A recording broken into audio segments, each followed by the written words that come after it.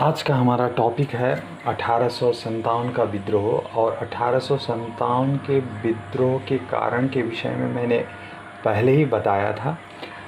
तो मुख्य इसका जो टॉपिक है 1857 के विद्रोह के अंतर्गत वो है विद्रोह का आरंभ और विस्तार कैसे हुआ।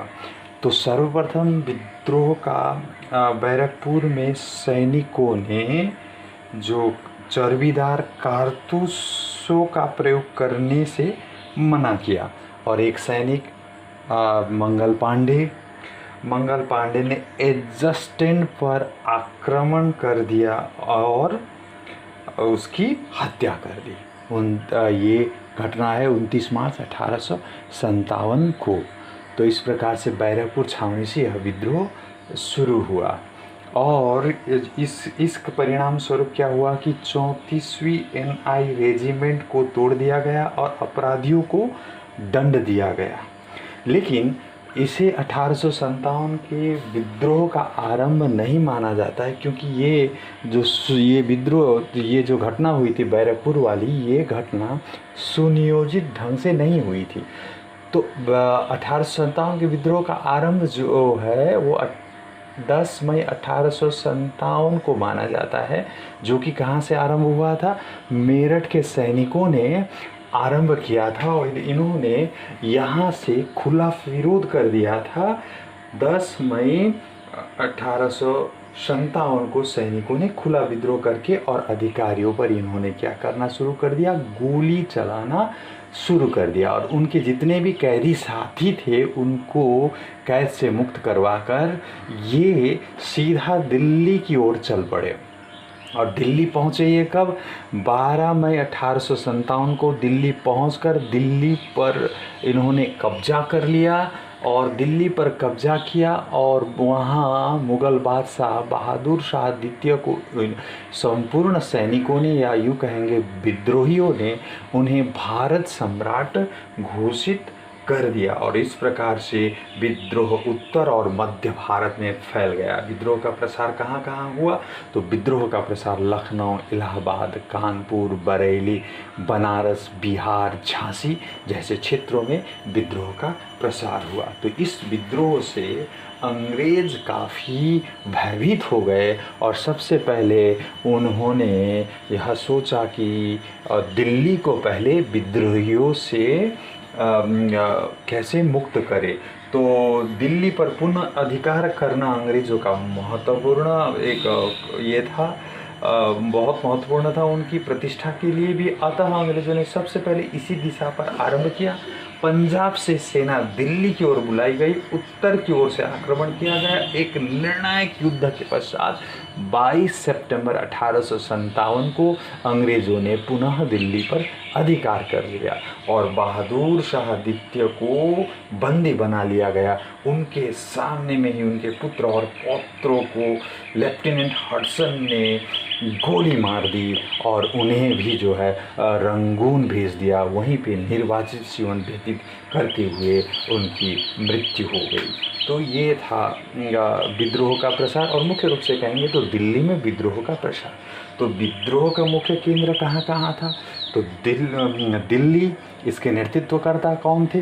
बहादुर शाह द्वितीय। कानपुर, यहाँ पे नाना साहब, इनका वास्तविक नाम धुंधु पंत था।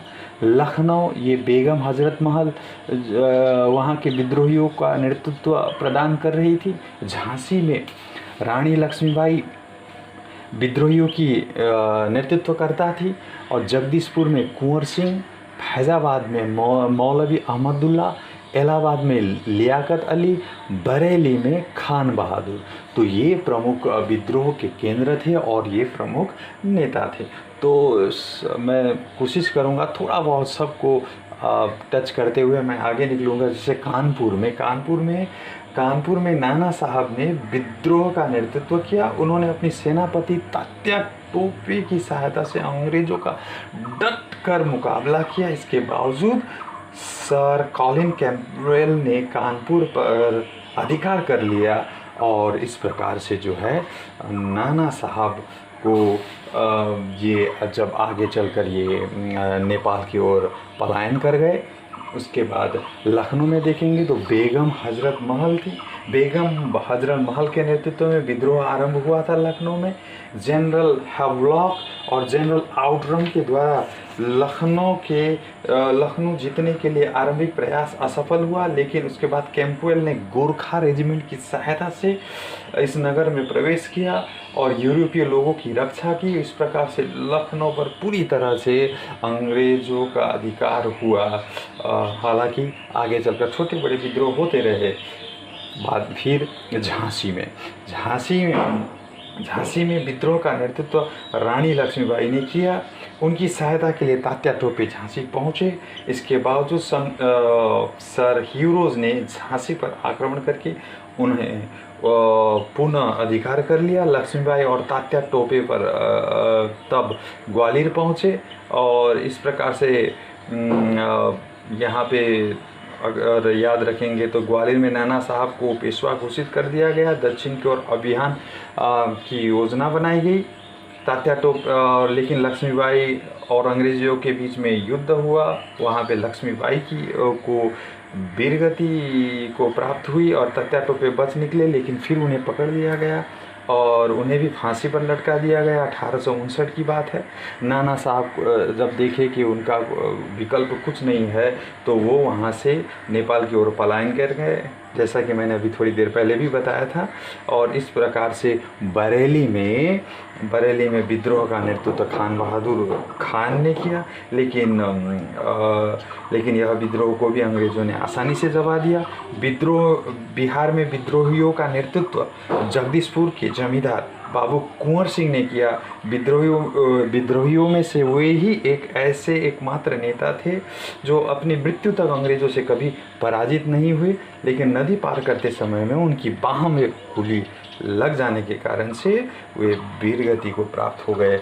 और बनारस में भी विद्रोह हुआ, लेकिन अंग्रेज़ों ने धीरे धीरे करके सभी जिन क्षेत्रों पर विद्रोह हुए उसे दबा दिया गया। तो अपनी गुप्तचरी व्यवस्था का प्रयोग करके आधुनिक अस्त्र शस्त्र एवं प्रशिक्षण के कारण से ब्रिटिश सेना ने धीरे धीरे क्या कर लिया, भारतीय सेना पर जितने भी विद्रोही हैं उन पर जो है उनको आसानी से इन्होंने हराना आरंभ कर दिया। तो इन सभी उपायों के कारण से धीरे धीरे विद्रोह की तीव्रता कम होती चली गई और जुलाई 1858 तक विद्रोह पूरी तरह से समाप्त हो गया।